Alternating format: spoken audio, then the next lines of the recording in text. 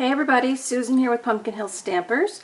I have a Stampin' Show and Tell for you today, and I'm going to remake this card for you. So what I did was I used the Forever Blossoms stamp set. I used some rich raspberry paper and some of my fluid watercolor paper. And I'm going to do a wet watercolor technique for you today. Now I created this card to play in the Fab Friday challenge. So if you hop over to the blog post, you'll see their original challenge, and I'll put all the details of what I used to make the card. But I just thought I'd do a quick show and tell to show you how I created this kind of wet motif watercolor. So here are the basic parts of my card. Now I have dry embossed the rich raspberry with the brick and mortar embossing folder. So that just gives us a little bit of texture in the background. I've got the watercolor paper here. So, let me move this all out of the way. So what I'm going to do is, we have something called a no-line watercolor.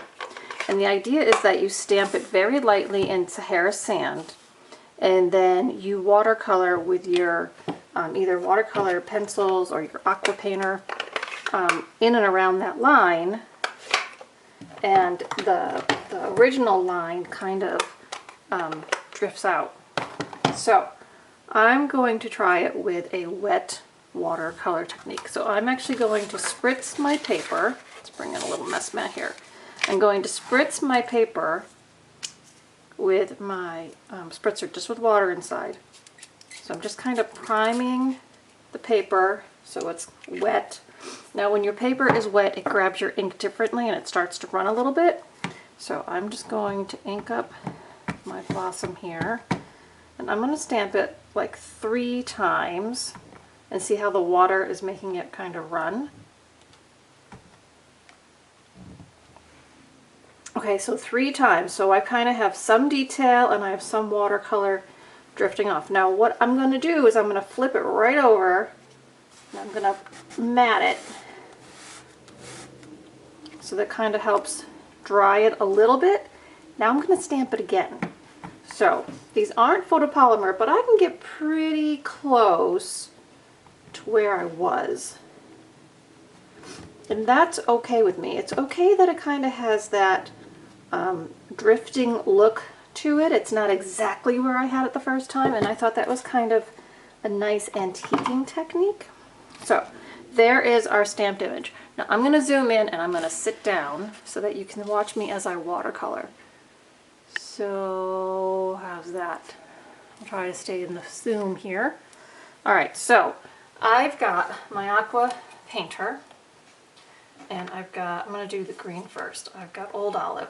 So I just have some ink in my cover, and I can go as wet or as dry with that ink and my pen as I want to.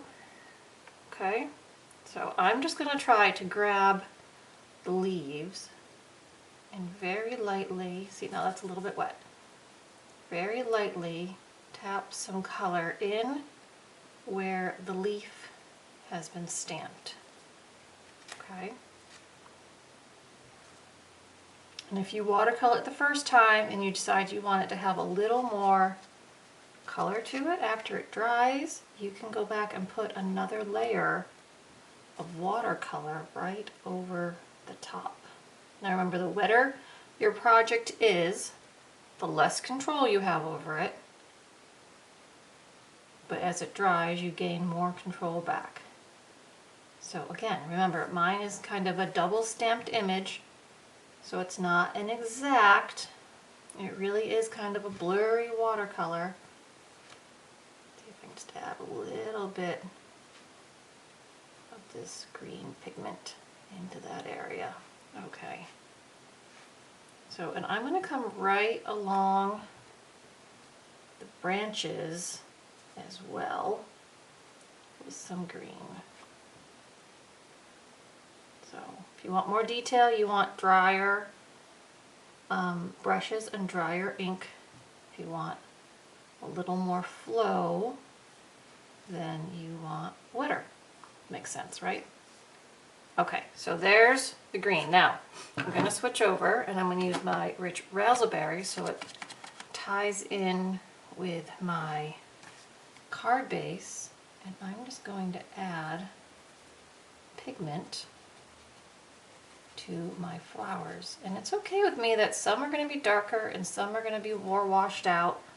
And as you can see, I'm not even greatly worried about the underlying stamped image because it's in that Sahara sand, right? We kind of want it to disappear, but we want there to be enough structure so that we can see there actually is an outline image there.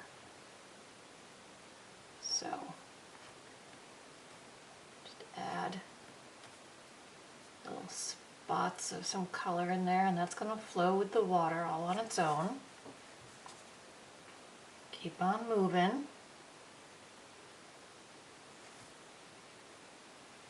So I know some people say, oh, watercoloring is not for me, I can't control it, it's too messy. Well, sometimes watercolor can be messy. That's okay, right? It's not like acrylics. Acrylics are kind of very defined, even though they can be moved around and layered. Watercolor is very much a fluid medium, so it just takes a little practice and some patience, both with yourself and with the tools, to get used to applying that color. So let's see if I can just add a little more pigment into the flower. Alright, we just have a little more left.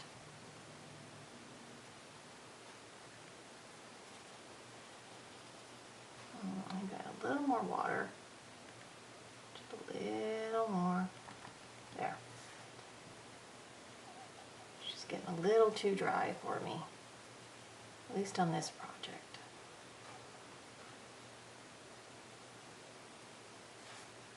I have just a little bit on the edge there, so I'll just color that. So I just want to go back and touch a little more color to a couple of these buds. So you can just keep adding pigment until you're happy with your creation. So, I think it was fun. I know some of you are going to say to me, Susan, that's not fun, it's not for me. But some of us have fun doing it, so that was fun for me. Okay, so now let me zoom back out again. And while we let this dry just a little bit, I'll probably have to blot that. Let's go ahead and stamp. I'm going to stamp the inside of the card. So I'm going to take my little petal here, and I'm going to stamp a couple of these flowers on the inside, and I'm going to join it with a leaf, and then I'm going to bring my aqua painter back in again, not too wet, and I'm just going to go ahead. Now this is just on very vanilla, so it's not the watercolor paper this time, but I'm just going to use the ink that I stamped with that image and just use my aqua painter to move it around and color it. Same with my leaf. See? Pretty easy. And then let's do the same thing on the corner of our envelope.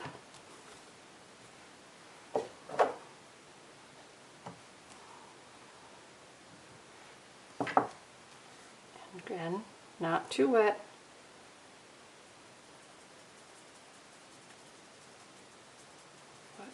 Just let the ink do its job. Okay, so let's let those dry for a second. I'm going to stamp. Now this is the watercolor paper because I want the front to have like the same texture. I'm going to stamp my sentiment. And I'm stamping a little bit to the left because I want to add some embellishments there. So there's that. And then we're going to stamp a leaf and 2 more flowers. And this again is on the watercolor paper. And I'm going to give those a quick snip. There, my paper snipped. I'm going to give these a quick snip to free them. Yes, there are coordinating dies that you could do this with, but it's just 3 little pieces, so I'm just going to do it with my paper snips.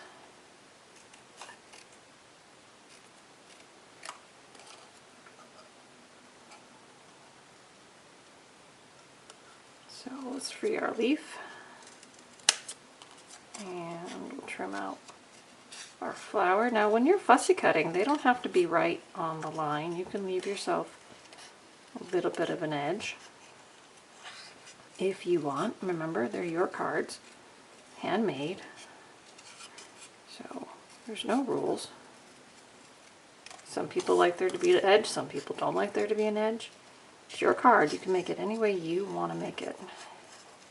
Give it as much detail and fussiness as you want to.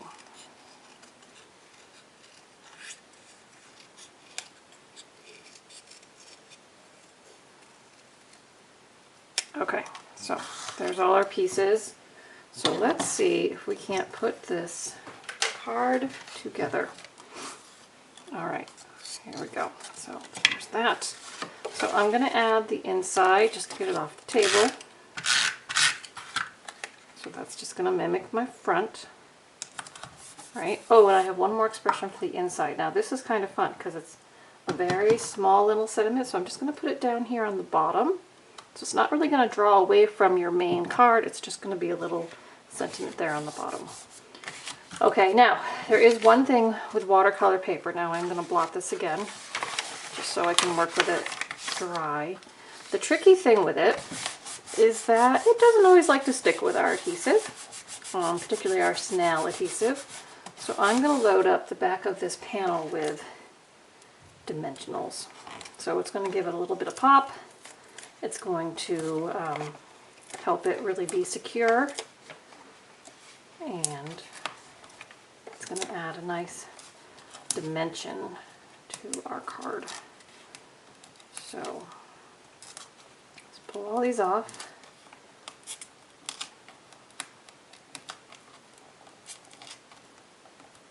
Good, good, good.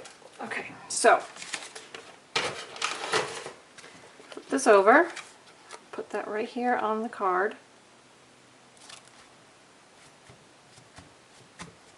Okay, now I'm going to add the sentiment down here, and I'm going to use some of this Mossy Meadow twine. So I'm first going to take a glue dot. I'm going to add it right there to my card front.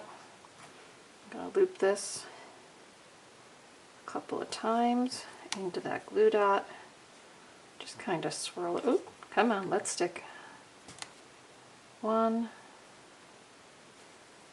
2, 3, 4. There. Alright, so I just kept putting it right back into that sticky spot. Then I'm going to add our sentiment. So I'm going to put one dimensional there, and then I'm going to flip this over and put snail on this end, because I don't want the whole thing kind of be lopsided. So I just want it to be nice and level. So there's that. Then we've got our flowers to add, and I do want to just give these a quick coloring. So I'm just using that aqua paint. Remember, these we did cut out on the watercolor paper.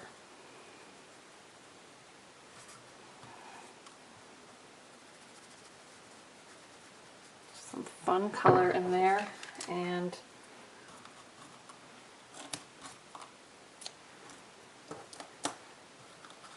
I think I better use a mini for that one. It's pretty thin. Come on, there.